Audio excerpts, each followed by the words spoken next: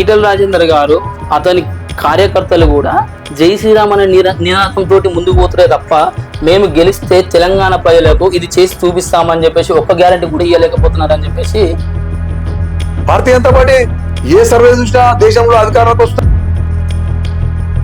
Inauguration చేసి 6 నెలలు అయింది మోడీ గారు. ఆ రోజు 6 నెలల కింద ఓపెన్ చేసిన రోజు రాలే, ఎవరు కేసీఆర్ గారు రాలే.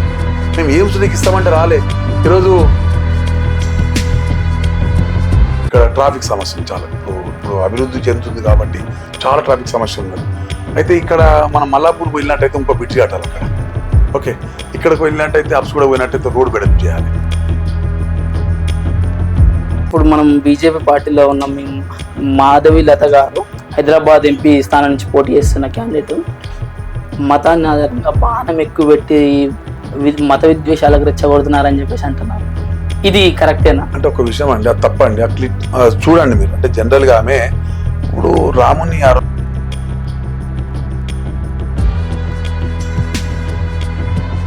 తప్పేం లేదే, పక్కనే మసీదు అదే చెప్పబోతున్నా. అయితే ఆమె పెట్టినప్పుడు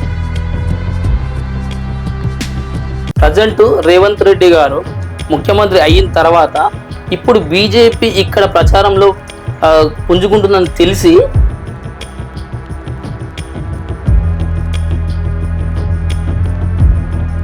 అంటే గతంలో యాక్చువల్ గా మేము టిఆర్ఎస్ పార్టీ యొక్క అవినీతి మీద గాని పోరాడింది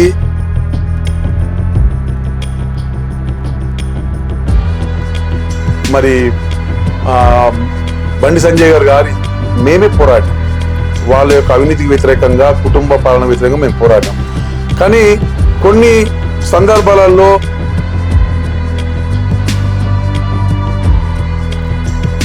మేమేదో కేసీఆర్ గారు లంక బిందెలు ఇస్తారనుకున్నాం, మాకు ఇప్పుడు కుండ బిందెలు ఇచ్చిండు, కాలు బిందెలు ఇచ్చిండు చెప్తాడు. మీకు తెలుసు కదండి, తెలుసు కదండి మీకు ఏ విధంగా చెప్తారు అంటే ఈ యొక్క స్కీమ్స్ ని ఇవ్వలేక మాయమాటలు చెప్పారు కాబట్టి ఎవరి మీద ఒకరి మీద నెట్టి మేము దానివల్ల ఇవ్వలేకపోతే చెప్పుకునే